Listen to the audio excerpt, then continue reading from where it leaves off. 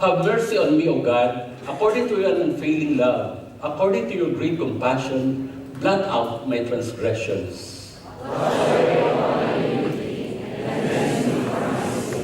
For I know my transgressions, and my sin is always before me.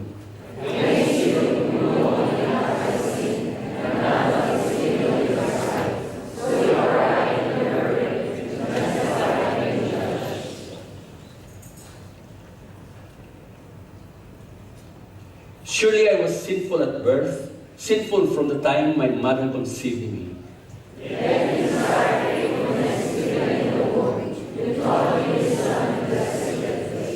Cleanse me with hyssop, and I will be clean. Wash me, and I will be whiter than snow.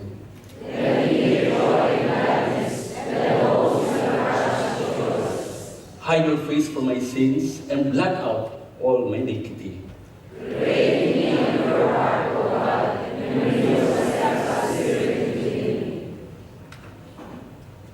Do not cast me from your presence, or take your Holy Spirit from me.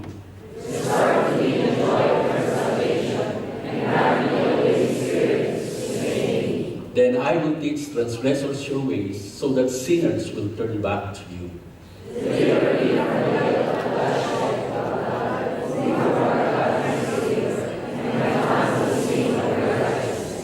Open my lips, Lord, and my mouth will declare your praise.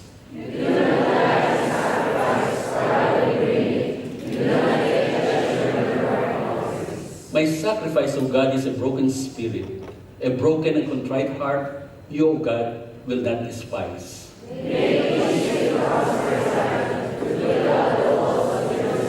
Sabay-sabay po tayo. Then you will delight in sacrifices of the righteous, in burnt offerings offered whole, then those will be offered on your altar. Salamat po ng Diyos sa inyong mga salita. Salamat on how you have preserved your word, your written word. And we thank you, Father, because we have a guidelines. Guidelines masusunod po namin upang matupad ang inyong kalooban sa aming mga buhay. So, Father, speak to each one of us as we have worshipped you, as we have sung songs from our hearts to you for your glory.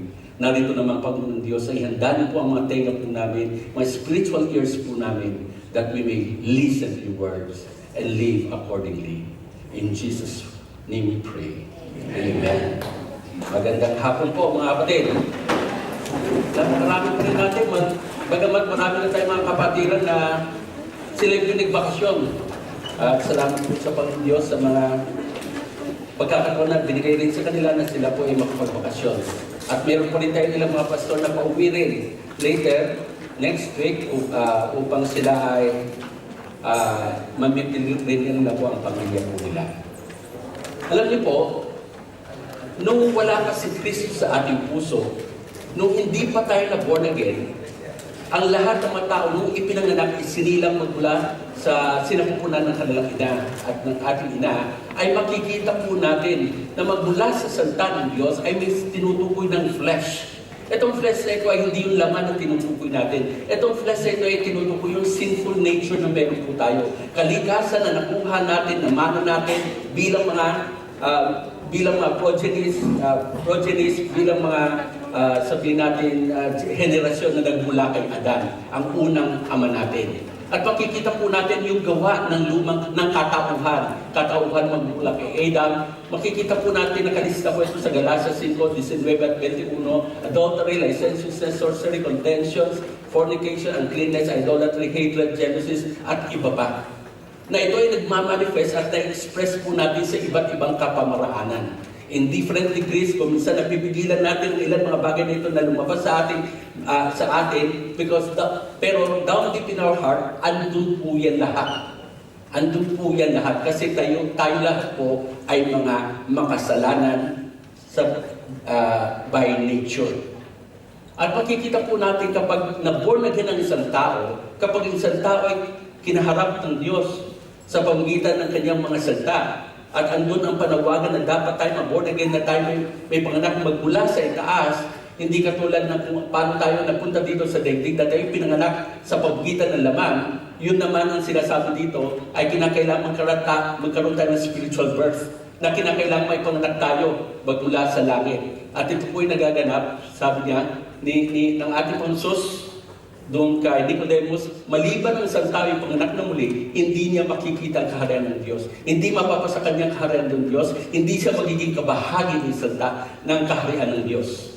At salamat, minsan isang araw, sa kahabagan po ng Diyos, inabot niya tayo. Maring ilang beses tayo inaabot, ngunit tayo ay sarado ang ating mga puso. Pero dumating ang isang takdang panahon na kung saan bumigay tayo dahil na rin sa gawa, galaw ng Banal Espiritu sa atin at tayo po ay na-born again. Tayo po ay, paano tayo na-born again?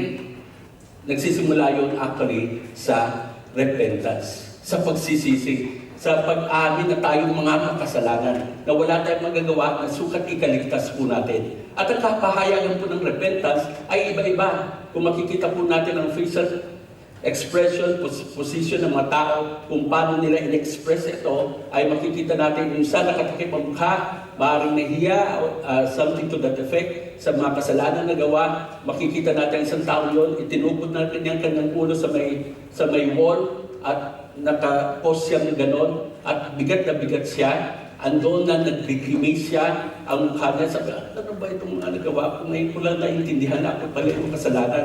Bagamat ako religyoso, bagamat ako ay ganito, pero sa katapusan-pusan, sabi ng salita ng Diyos, ako yung makasalanan. And we responded to the Word of God by the prompting of the Spirit of God. And tayo po ay nagsisi ng ating kasalanan, nagpahayag tayo ng pagsisisi sa Panginoon, tumalikod tayo sa kasalanan, at ang ibang direksyon tayo na patungo sa Diyos. At hindi natin ginagawa ang binalikan ang kasalanan natin. Ang iba ay sa pamamagitan ng pagluluha, ang iba naman ay sa pamamagitan ng pagpikit ng mga mata, pero matimtimang nanlalangin. At ang lahat ng mga ito na expression ng repentance ito, sa totoo lang, ay galing sa puso. At kapag nangyari na ma-born again, at karamihan po sa atin sa biyaya ng Panginoon ay ma-born again, at sa mga bisita po natin na hindi pa nakasumpo ng kaligtasan sa pamamagitan ng Kristo, at kapag kayo'y na-born again, ito po ang sinasabi ng salita ng Diyos. Therefore, if anyone be in Christ, he is a new creature. All things are passed away. Behold, all things are become new. Kung baga kung ang working ng sinful nature ay gumagana, nang tayo wala pa kay Kristo, nung tayo na kay Kristo na, naging bagong nilalang tayo. At yung potensyal, yung reality na ang Banal na Espiritu ay pumasok sa atin, at ang pagbubunga nito sa pagpapahintulot na rin natin as we submit to the Spirit of God, to the infilling of God, the Spirit, ay makikita natin ang love, joy, peace, patience, kindness, goodness, faithfulness, gentleness, self-control. Lahat ng mga ito ay pwedeng maipahayag natin kasi nakatira ang Espiritu ng Diyos sa atin at siya ang nag-focus sa atin upang ang mga mabubuting mga bagay nito na kapahayagan ng presensya ng Diyos sa atin ay ma-express po. Matatandaan po natin mga kapatid, babantayan po rin natin ang ating puso. Everything you do flows from it.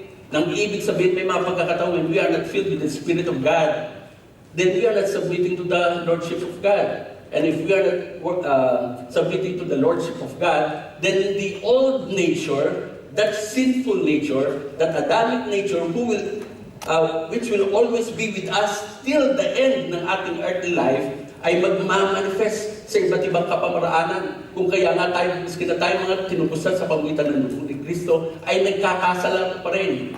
Hindi dahil sa walang magagawa ang Espiritu ng Diyos, kundi hindi natin hinayaan siya mag-control sa atin, hindi tayo nag-submit doon sa kapangyarihan at galaw ng Espiritu ng Diyos. With that, ay makikita po natin, lumalabas ang iba't ibang manifestation o works pa rin ng Spirit instead of the fruit of the Spirit of God. So, ang makikita po natin, ang kailangan natin, kung sa unang pagkakataon bago tayo nakakilala sa Panginoon, ay kinakailangan natin magsisi ng ating kasalanan so that we may enter into the kingdom of God, so-called, that we might be born again, be born from above. Ngayon naman po, mananampalataya na tayo, at sa mga pagkakataon tayo nagkakasala, we still need to repent. Are you with me? Dahil sa Christian life ay isang reality sa buhay na kung saan na bagamat meron tayong kakayahan dahil sa kinos tayo ng Espiritu ng Diyos na nakatira sa atin, ang Panginoon Jesus na nakatira sa atin, na may pamuhay itong buhay Kristiyano, pero nagkakasala pa rin tayo sa ilang mga pagkakataon pag tayo sumusuway sa kanyang kalooban, kapag tayo hindi nagpapapuspos sa banal na Espiritu, kapag tayo ay gumagawa ng tuwiran, in a sense, na bumabangga tayo sa mga alam nating katotohanan magmula sa salita ng Diyos. We have to. Kinakailangan natin magsista ng ating kasalanan, lumapit muli tayo sa Diyos upang ang broken fellowship ay mapanumbalik at minsan pa ay maranasan po natin ang bunga ng Espiritu ng Diyos at mamuhay sa kapangyarihan ng Espiritu ng Diyos. Kaya ngayon hapon po ito, tinatanong ko po kayo, kumusta po kayo? Kumusta ang puso niyo? Kumusta ang puso natin bawat isa? Because at the end of the day, puso yan eh. Diyan talagang repository ng lahat ng mga bagay na lumalabas. At sa katotohanan, sabi ng ating Panginoon Jesus, hindi yung pumapasok ang nagpapadumi, kundi yung lumalabas magmula sa puso natin ang nagpapahayag ng karumihan na nasa puso po natin. Something that is very hard to accept. Very hard to accept, but this is reality. This is the Word of God. And to that end, every now and then, dapat natin siliksikin at alamin natin, kumusta na ba ang puso mo? Kumusta na ba ang puso ko? Hindi tungkol sa pag-ibig ang usapan dito, kundi ito'y tungkol sa how do we respond sa invasion ng kasalanan sa ating buhay. And if we fail, anong ginagawa po natin? Kaya nga kinakailangan patuloy tayo magpakonsulta sa Diyos na nakakaalam ng puso natin at nakakagawa ng kapamarangan upang i-review ang puso natin. From time to time again, we need to be revived. We need to be revived. That is what God wants, na patuloy tayo manatili sa kanyang sa kapangyarihan ng kanyang Espiritu, but the reality, the practicality of it, ay hindi tayo parating nasa ganung kalalagayan. Praise God! Dahil nasa mayroong kapamaraanan na para mapanumbalik uli ang ating sigla, ang ating paging makatotohanan sa Diyos, ang masayang relationship na meron po tayo, significant na relationship sa Diyos. Sa Ezekiel 36 ay may sinabi ang Panginoon sa bayan ng Israel. Ang bayan ng Israel po ay mga taong pinili ng Diyos upang maging kabahagi ng kanyang community. Ang sabi po niya ganito, I will remove from you your heart of stone. Magmula sa iyo ay tatanggalin ko ang puso, bato. Familiar ba kayo sa pusong bato? O, iba naman mo yun. Ito naman, pusong batong ito, ay itong pusong ito na hindi nagre-respond sa galaw ng Espiritu ng Diyos, hindi nagre-respond sa utos ng Diyos, hindi nagre-respond sa salita ng Diyos. At sabi niya, tatanggalin po daw niya yun. At pagkatapos po noon, itong pusong bato ay hindi magiging bahagi nila, kundi magbibigay siya ng pusong flesh na nagre-responde sa galaw ng Espiritu, na nakikinig at sumusunod sa kalooban ng Diyos. At ang ganun, ang sabi niya, I will give you a new heart and put a new spirit in you. Now, in the New Testament, alam po natin ang katotohanan na we are from the Adamic nature. We have the Adamic nature at kinakailangan po tayo na ma-born again upang sa ganun ay maging new creation tayo. And in the new creation, we have a new heart. Pero may mga pagkakataon na itong heart na ito, nakakapitan ng kasalanan. Pinapasukan ng kasalanan. In that sense, at dahan-dahan ay binabalutan yung heart of flesh natin, so to speak. At tayo, tumitigas ang puso natin. Hindi tayo nagre-responde sa mga tuwiran, hayagang pahayag ng salita ng Diyos. Hindi tayo nakikinig doon sa galaw ng Espiritu ng Diyos, yung sa tinig ng Panginoon Diyos, sa pagitan ng bibig ng ilan mga kapatiran, sa pagitan ng bibig ng mga magulang natin, at sa pamagitan ng bibig ng mga authorities over us. more than anything else, hindi tayo nakikinig sa Diyos na kung saan we have to do. At kinakailangan mag-repent. Kinakailangan matanggal itong kalong ito. Kinakailangan yung bumabalot na bako na ito ay matunaw upang sa ganun ang fellowship natin sa Diyos ay may panumbalik. Ngayon pong hapon ito ay titignan po natin ang ilang mga tatak ng tunay na nagsisising puso.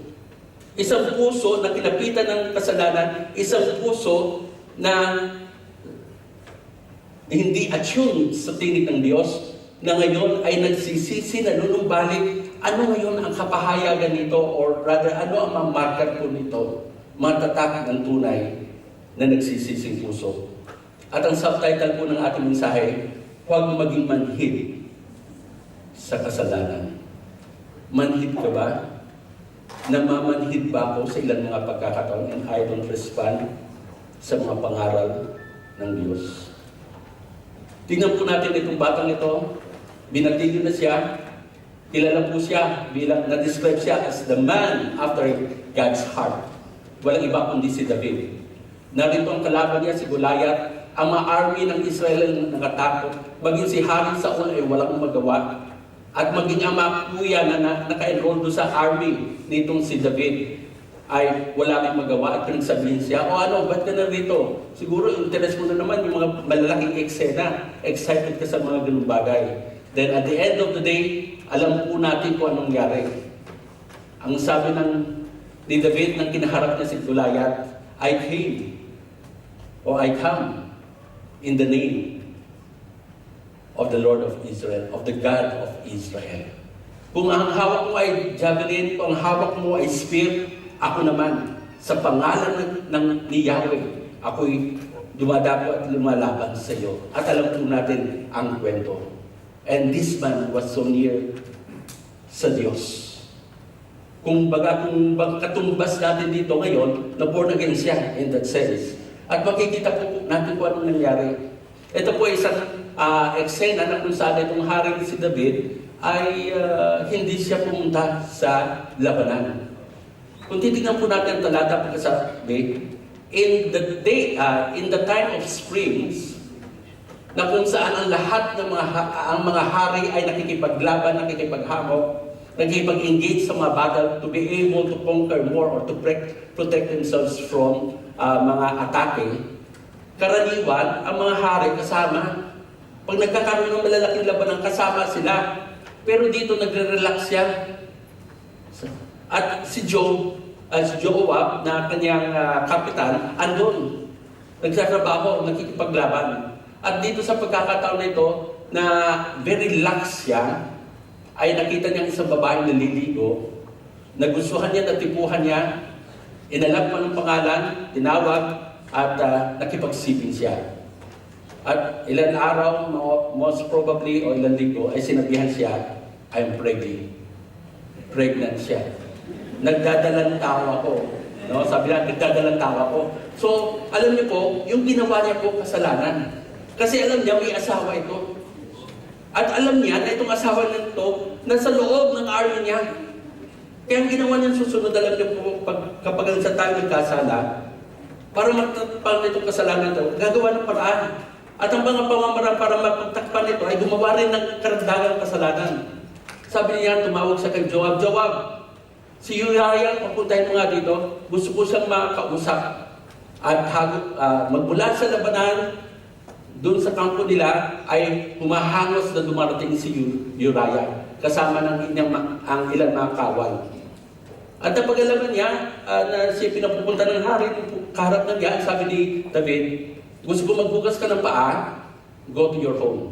Uwi ka, vacation leave mo ngayon. Pero ang intention niya, sumiping itong si Uriah sa kanyang asawa na si Bathsheba upang kung nangyari yon ay hindi na walang kaduda-duda na hindi mapapagkamalan na hindi niya yung anak yung dala. Kasi malit pa naman siya that time, most probably, hindi ko naman nakita yon. Mas malitan siya ni kapatid ni Bathsheba.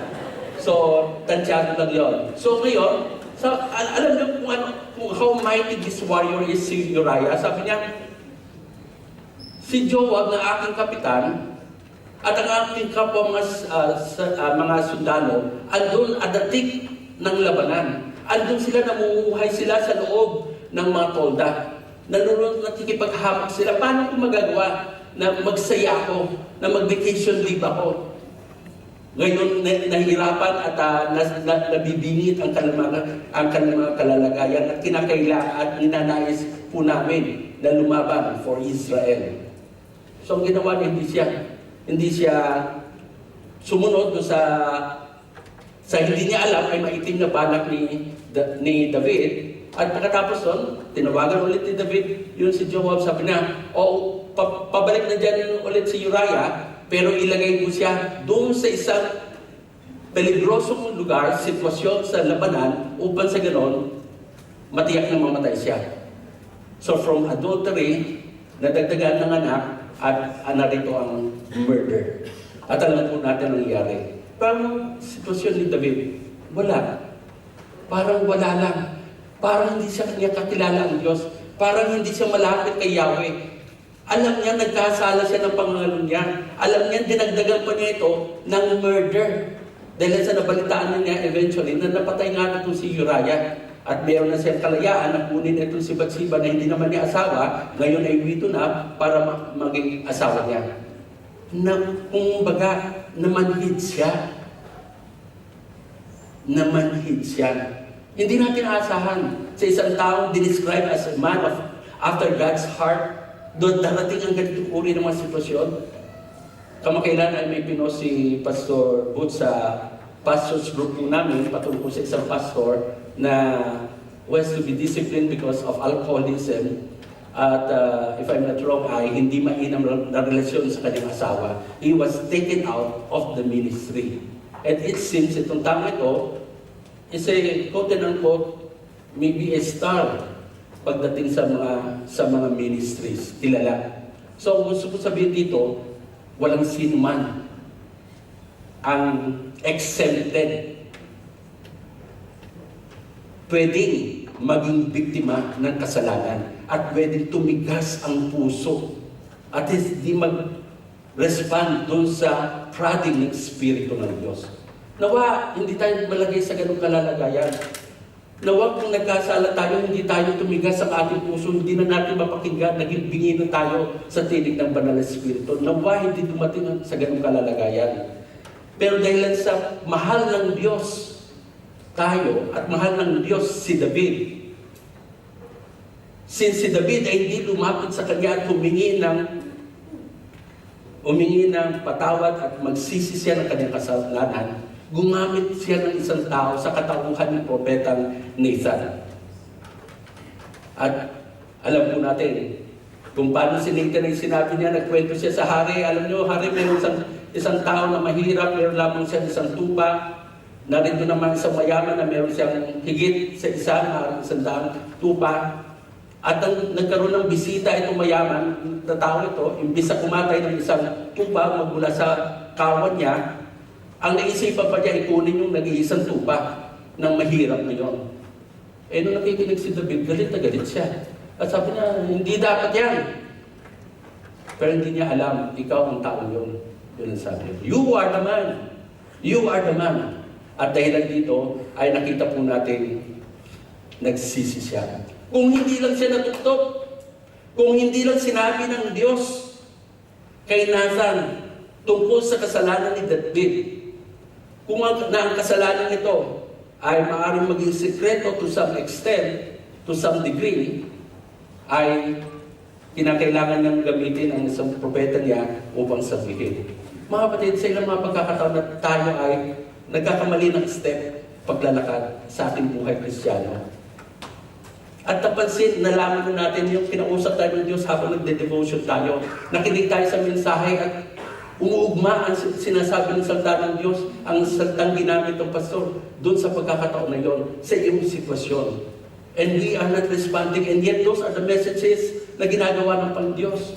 Maaaring sa isang small voice ay sinasabi ng Diyos, nangungusap siya sa ating konsensya, sa ating puso na nagkasala tayo.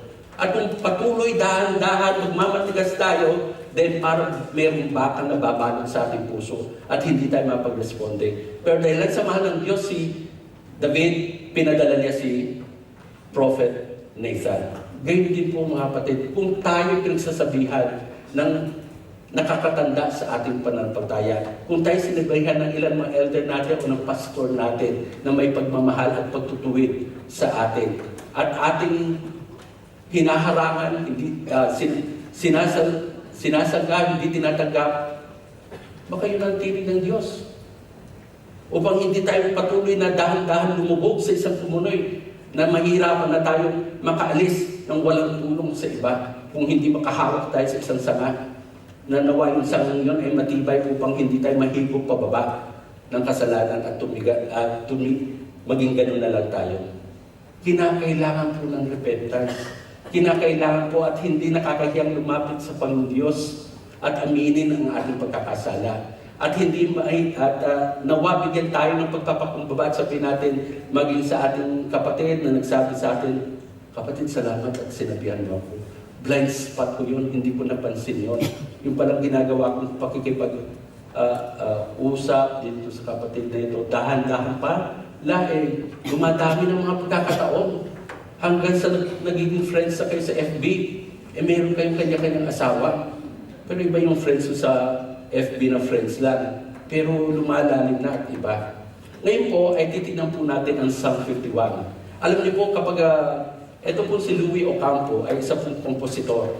At siya po ay na-feature isa sa mga nirespetong mga kompositor.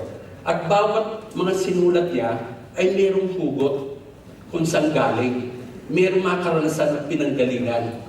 At itong Psalm 51, may hugot rin ito ng sinulat ito ni David. Tignan po natin. Ang sabi niya, have mercy on me, O God.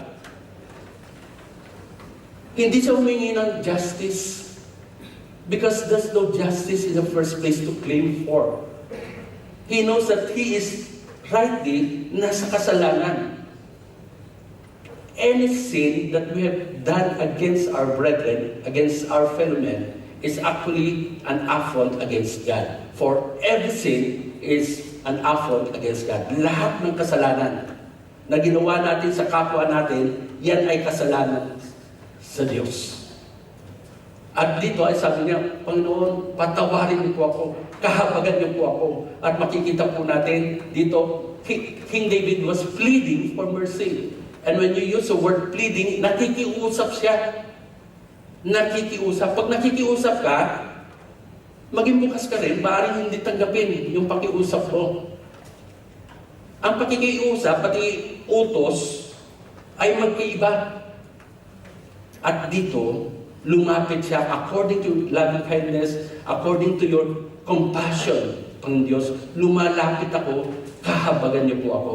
Yes, there was a time na matigas ang kanyang puso, but when the prophet of God, Prophet Nathan, had pinpointed to him and said, with an accusing, zeroing to him as a one who is a culprit, nakapareho nung sa kwento doon sa talinhaga, ay sabi niya, I have sinned. Nagkasala ako. Pag-amin po yun. At dito, nag-plead siya for mercy. Hindi po ba makikita natin kung bagba sa picture na ito, binaba niya ang kanyang corona, dumapa siya o pumunta siya sa floor, sa ground, at humingi siya ng patawad, pagpapakababa. So makikita po natin ang isang tatak ng isang pusong tunay na nagsisisi ay mayroong isang mapapakumbabang puso, a humbling heart. Nagpapakumbaba siya. Parang sinasabi, Panginoon, ano mang gawin mo sa akin? Ang kailangan ko lamang, Panginoon, patawarin niyo po ako. Whatever consequences ang magiging resulta ng aking kasalanan, ang aking isip ngayon, I have done something against you and it is sin. It is a big thing for you because you are holy. Kaya patawarin niyo po ako, Panginoon Diyos. At makikita po natin, yun ang unang tatak. Then, may sinabi po siya sa sa mga talatang ito, from verse 1 to 5 and verse 9, mayroong mga nakalagay ng mga salitang transgressions, iniquity, sin, sinned, evil, sinful, sins. Anong makikita po natin doon? Ang King David called sin by its name. Wala siyang excuses. Hindi nag-excuse dahil sa kahinaan ko, sa karumpukan ko, tao lamang kami, natubilas lamang ako, hindi ko naman talaga sinasadya. Yung mga ganon. Pero ang nangyari sa kanya, tinawag ng kasalanan yon. I have transgressed your law. What I've done is iniquity. It's sin. At sabi niya, iba-iba pa, paulit-ulit yung iba. So makikita natin, pag paulit-ulit, dala-dala, mayroong dating, may bigat ito. They called sin by its name. At hindi lamang yon, ang makikita natin, yung ginamit niya. It's mine, it's I, it's mine. Hindi niya, kasi naman yung babae yun, kung hindi naman pumunta at naligo ng araw na yun, paano ko ba naman siya makikita? Di ba? Nakukuha niyo yun? Wala siyang ganon. Hindi siya katulad ni Saul. Kaya nga he was man after God's heart. Kasi umamin ka agad siya eh. Although hindi siya umamin una, kasi kung magagawa niya ang paraan, takpan niya, kala niya kung minsan hindi nagagawa natin yun, nagagawa natin yung bilang Kristyano. Tama po ba? Umamin po tayo kasi aamin rin po ako. Pero mas pinaka hindi kayo umamin, aamin ako na may mga ganong pagkakataon when I'm not filled with the Spirit of God. Isang kasalanan ako, tatakpan ko, hanggang sa matugtog. Mas mag-inam, huwag kang magkautang. Bumili ka, magbayad ka. Huwag mo pahabain yung utang mo, listahan ng utang mo kay Aling Bebang. No? Sa tindahan ni Aling Bebang. So, ibig sabihin nito, kinakailangan na gawin natin yon. King David owned his sins. Wala na siyang sinabing anong kadahilan. Pero si Saul sabi niya, oo nga pa, yun nga sabi niyo, napatayin ang lahat doon sa mapupuntahan namin lugar na inyong, kumbaga, kinonsider na dapat ay kunin ang lahat ng buhay. Pero meron ka ako inandang ilan mga hayop na pwedeng pang burnt offering. Mali yun. Hindi tama. Because nag-aalibay na o nagbibigay na ng mga dahilan. King David on his sin. So there is that heart is repenting. Tunay na nagsisisi. Ibang salitang remorse. Ang remorse ay may kaibahan. Si Judas nag-remorse. Pero hindi sa David. Si David nag-repent. At ang hinahanap natin ng Panginoon Diyos ay nag-repent. Okay? Repenting heart. Tingnan naman po natin.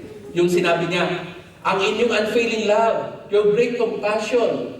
Tapos may sinabi pa siya, you are right in your verdict. Tama ang inyong mga verdict. Kayo ay isang makatwirang judge.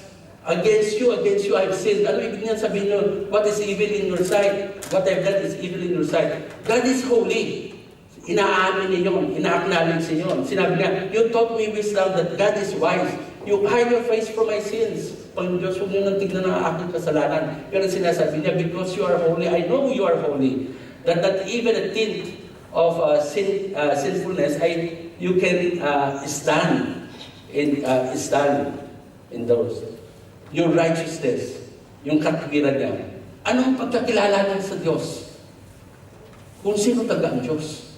Yun ang mahalaga. Kung minsan nangyayari ang ginagawa natin sa Diyos natin, gumagawa tayo ng iba't ibang mga kaisipan patungkol sa Diyos. Hindi natin binabatay ang Diyos sa kanyang kakanyahan doon sa kung anong pagkapahayagan sa salita ng Diyos na nirecord, preserve ng Panginoon upang makilala natin siya from the olden times in the Old Testament hanggang sa New Testament.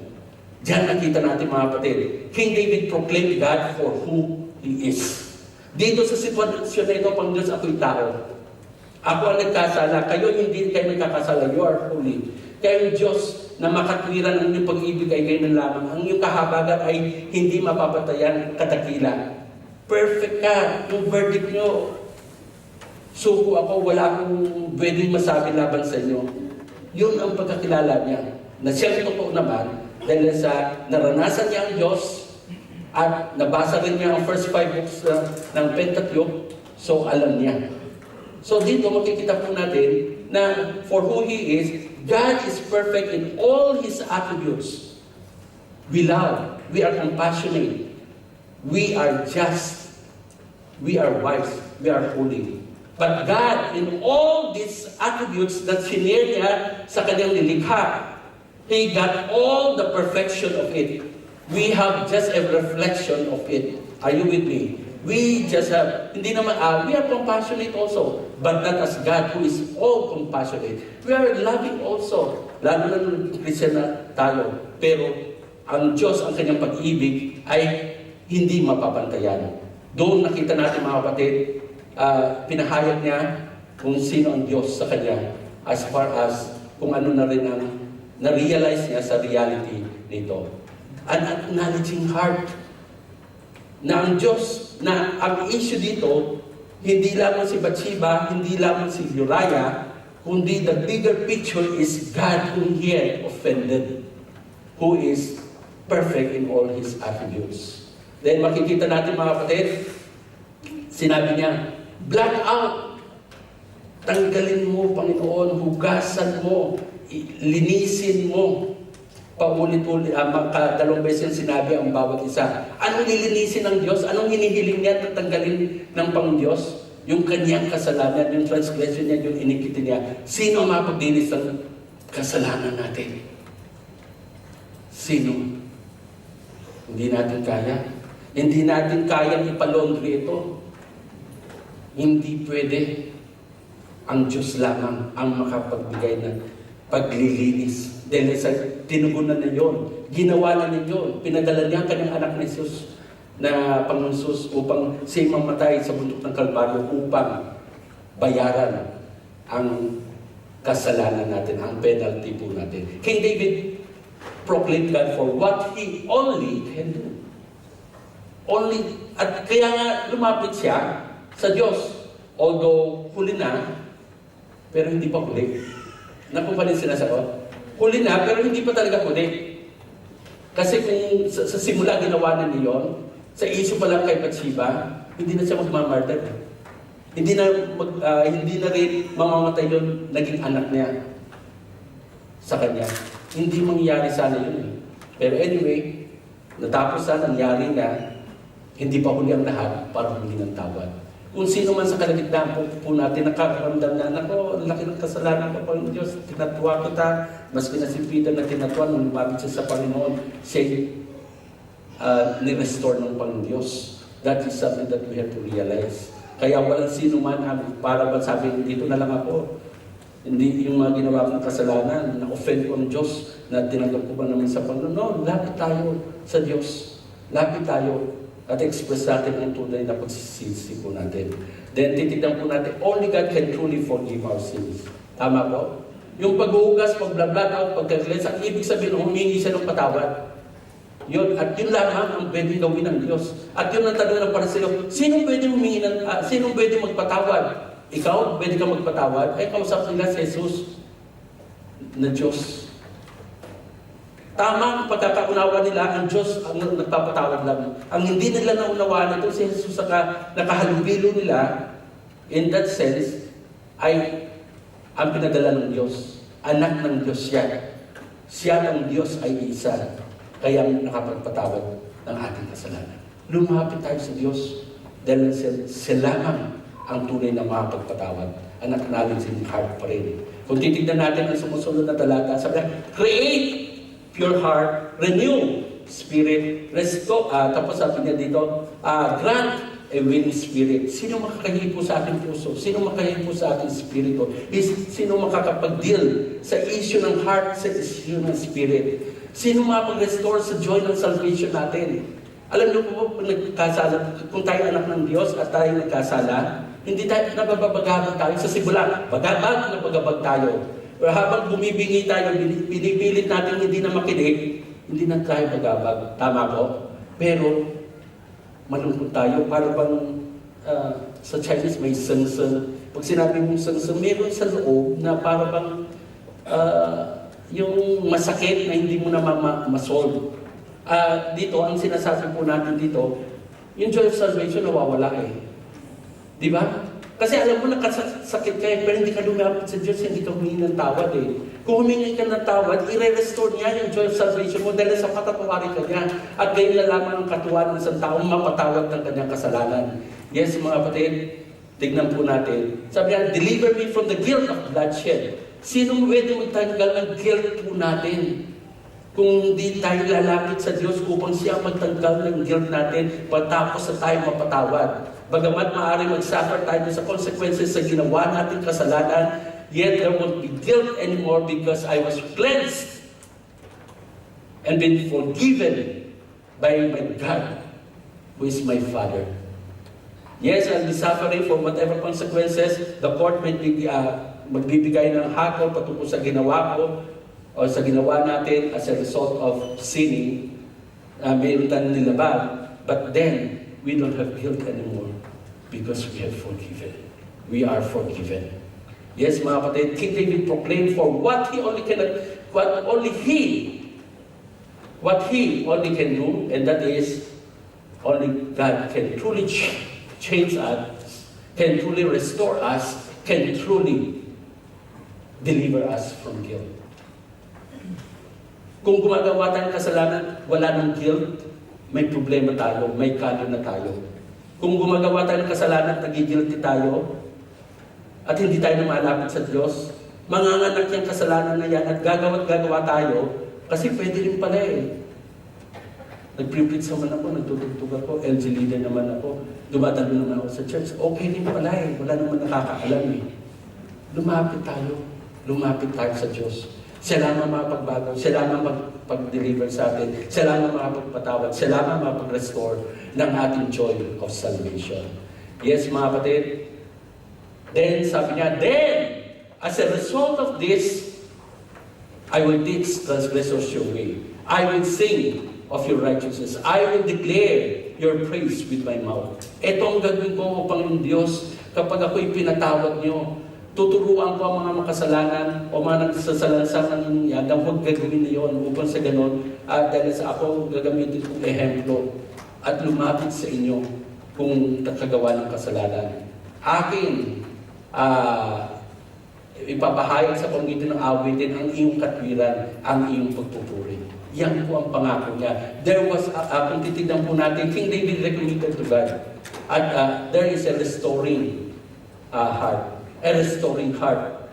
Isang tatak pa rin ng isang tunay na nagsisisi ay yung manumbalik ka sa Diyos at minsan pagawin mo ang dati mong ginagawa bago ka nagkasala. May pangako, may recommitment. Hindi ka lang humingi ng patawad tapos nung gagawin mo pa rin. Hindi, Panginoon, itutuwid ko na buhay ko sa biyaya niyo. Magpapapuspos na ako sa banal na Espiritu. Tulungan niyo po ako.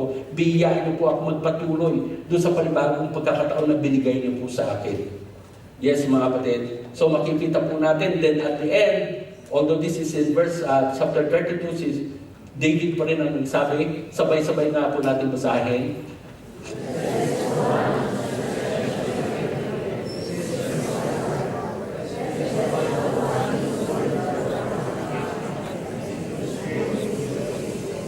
Blessed means happy.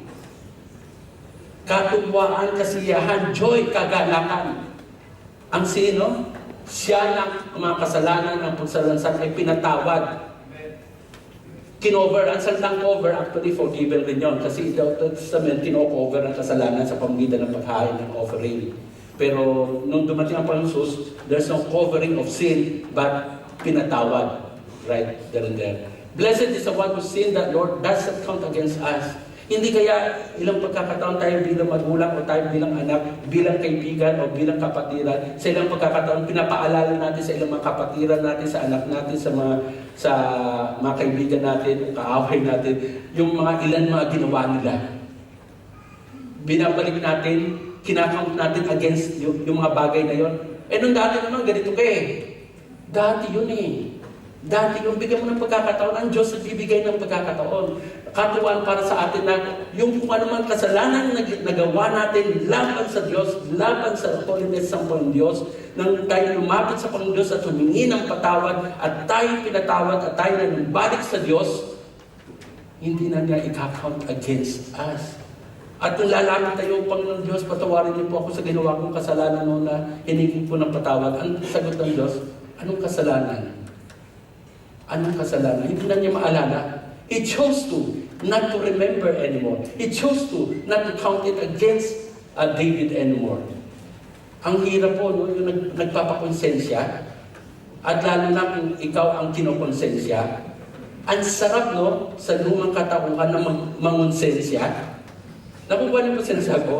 Na mangonsensya tayo at makita natin, parang nalulubog na yung tao sa sinasabi, ginawa mo, ganito, ganito, na totoong ginawa mo naman, ganon, lumulubog na siya, dahan. Tuwan-tuwa ka naman. That is an accusing. Kasi pinatawad na eh.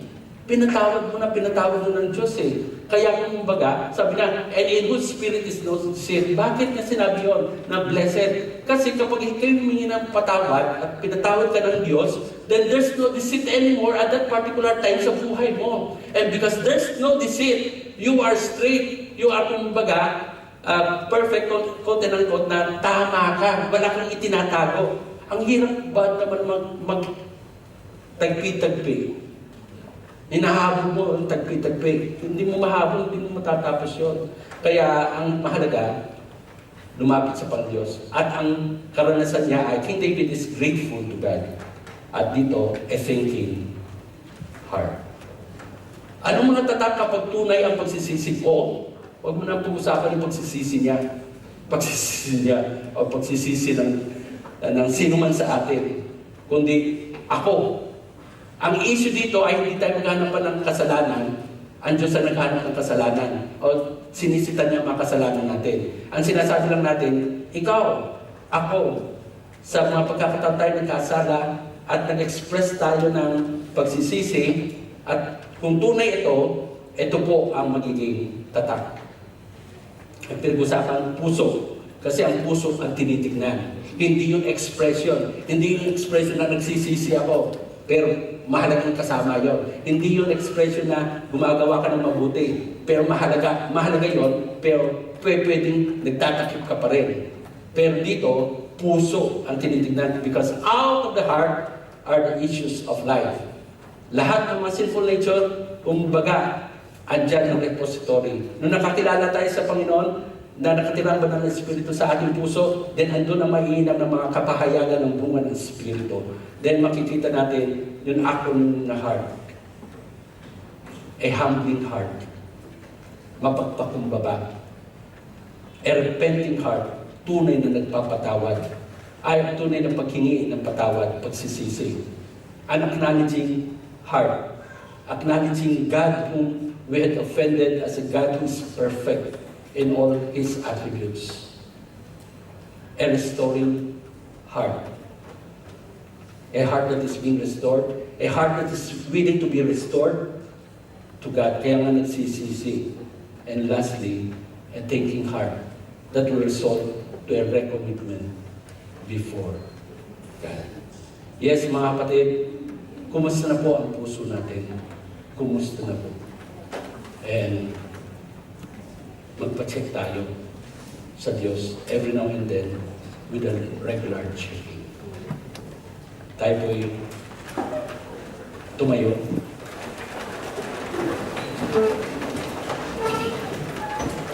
Tayo po'y kumikit.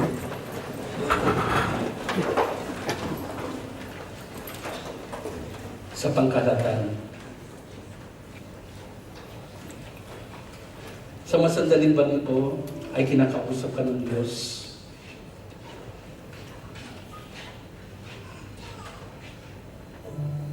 Maaring sa liwanag ng salita ng Diyos, you can size up yourself as how you perceive it. Pwede mong pagbasihan ng salita ng Diyos, ang katotohanan ng salita ng Diyos sa iyong sitwasyon ngayon spiritually, and how you manifest it in relation to God, at kung paano mo pinapahayag ito sa iyong kapwa, sa mga kapatiran at sa mga hindi pa manapataya na nakakasalukuhan.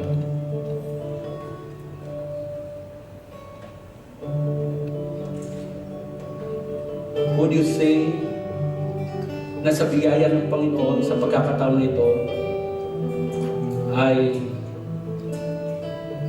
salamat sa Panginoon at wala akong alam na kagalit. Wala akong alam na mga hidden sins. Wala akong mga enkwentro sa mga kapatiran of which ang sinful nature ko ang pumaibabaw. Wala akong sinuman ginulangan. Wala akong sinuman.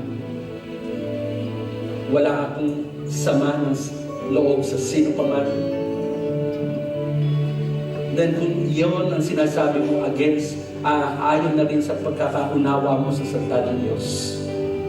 Salamat sa Panginoon Diyos.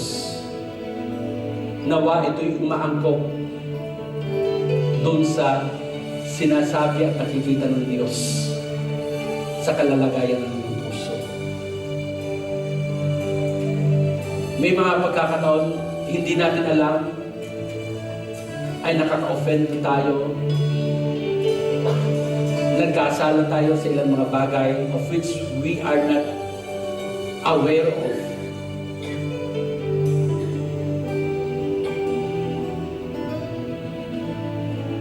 But if God is saying something to you, revealing something to you at this particular moment, hindi maayos sa pakipagrelasyon sa asawa, hindi maayos sa pakipagrelasyon sa inyong mga kapatid sa laman, meron kayong issue sa yung magulang o ang magulang mo may issue sa iyo,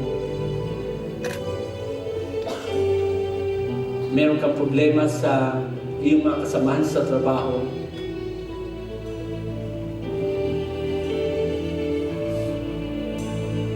kung ang Diyos ay nagsasabi sa iyo sa pamamagitan ng kanyang Espiritu na itong bagay na ito'y dapat mong ayusin, ito'y kasalanan, mali ito, then it's for our time na sa pagkakataon na ito'y lumapit tayo sa Panginoon Diyos. Sabi sa awitin, a pure heart, that's what I long for. A heart that hates God's word, that sin may not come in. Nawa naisin po natin ito, at hayanin po sa bahaging ito ay manalangin ako at ipanalangin ko po kayo. At sumama kayo sa panalangin ko kung meron kayong particular na gustong ilapit sa Panginoon Diyos na kasalanan.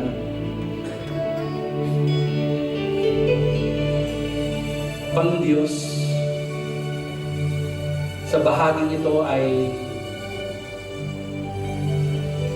meron kayong pinaalala sa akin o meron akong alam naman sa totoo lang na kasalanan ko laban sa kapwa, laban sa iyo, na hindi ko pa ma-settle o hindi ko pa sinesettle, na kamakailan lang maaari nangyari, na to be Panginoon Diyos sa pagkakataon nito I would like na isettle nito. Una sa inyo, then sa taong kinakailangan kong kausapin. Patawarin niyo po ako, Panginoon Diyos, sa kasalanan ko ito. Inikilala ko po kayo, Panginoon Diyos, bilang Diyos sa banal, bilang Diyos sa katotohanan, bilang aking Ama nagmamahal rin sa akin. Panginoon Diyos, ako isang alibughang anak. I misrepresent you sa pagkakataon nito. I misrepresented Jesus Christ, your Son, sa pagkakataon na itong issue nito. So I come asking for your grace. Forgive me and give me the strength na kaharapin ang tao na kung kinakailangan at alam niya, at mahingi ko ng patawad at magkaayos kami. At kung meron man akong sa kasalanan ko na walang nakakaalam, kundi kayo lamang at ako, na patuloy kong pinamumuhay patuloy kong ginagawa, but I know, Panginoon Diyos, nagiging kabigatan ko na ito because I lost the joy of salvation. Lord, restore to me the joy of salvation. Father, forgive me. Out of the depths of my heart, sinasabi ko sa inyo, napatawarin niyo po ako. At minsan, Panginoon Diyos, ay bigyan niyo po ako ng kalakasan na makapanumbalik sa inyo. Bagamat alam ng ibang tao ay ako'y right with you, but I know I'm not right with you because of this sin, hidden sin. And I ask, Father, for forgiveness. Father, I know that you're listening. And I know that you have said in your word sa pamagitan ng inyong spirito na sinulat ni John, the beloved, if we confess our sins, you are just to forgive us our sins. Kaya tinatanggap ko po, Panginoon Diyos, ang inyong kapatawaran. At ang pangako ko po, Panginoon Diyos, ay manunumbalik po ako sa inyo. Hindi lamang dahil sa ako'y nasa loob na ako ng church, pero manunumbalik ako personally sa inyo that my relationship with you or my fellowship with you ay ma-restore. Salamat po, Panginoon Diyos. Salamat po sa pagpapatawad. Blessed indeed are those whose sins are forgiven. Blessed are those whose sins will not be counted against them anymore. Blessed are those in whose spirit there is no deceit. At habang po tayo ay nakapanalangin na at na-minister na sa mga kapatiran, manatili lang kayong nakatayo at ipanalangin nyo at I would like to address sa mga kaibigan po namin natin na narito, na sa unang pagkakataon ay narito at maaaring sa ilang pagkakataon ay nagpapatuloy na dumadalo. Pero hindi niyo ba naranasan ang born again? Hindi ba kayo na-born again? Na katulad ng sinasabi ng salita ng Diyos, you must be born from above. Sa pamamagitan ng salita ng Diyos, sa pamamagitan ng Espiritu ng Diyos. Ang kapahayagan ng salita ng Diyos, ang lahat ng tao ay nagkasala. Kaya nga maano natin yung tinatawag na sinful nature magmula sa ng Ama natin. Pero salamat sa Panginoon Diyos dahil sa gumawa siya ng kapaparaanan. Alam niyang hindi natin magagawa ng maitutuwid ang ating mga kasalanan. Alam niya na wala tayong kapamaraanan sa ating kakayahan na tayo ay magpatawad. Walang pwedeng makapag-deal nito.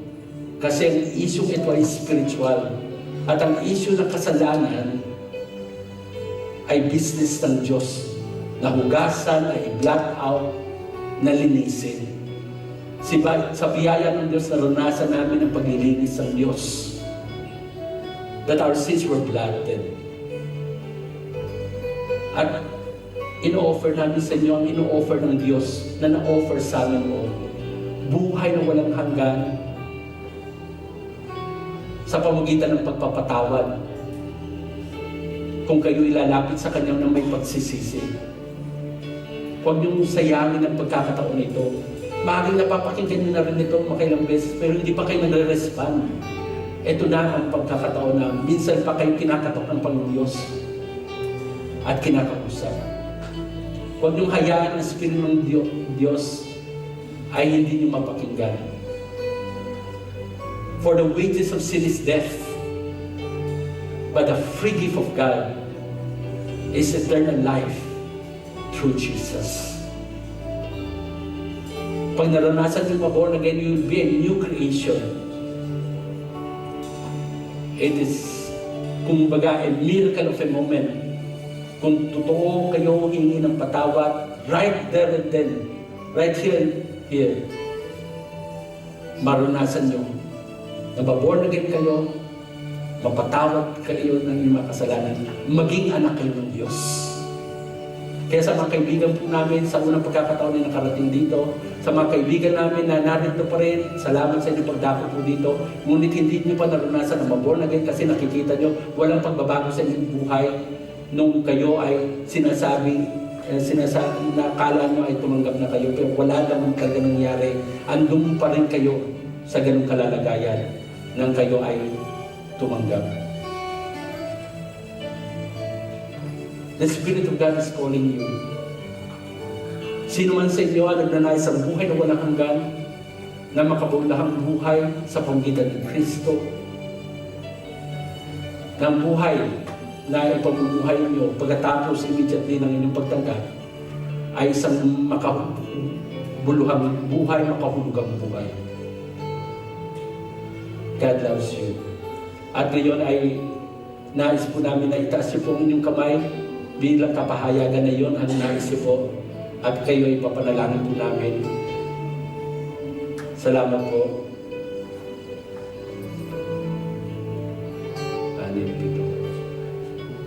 So sa lahat ng mga nagtaas ng kamay, samahan niyo po ako sa panalangin nito. Panginoon, naunawaan ko po na ako'y makasalanan mula sa inyong salita.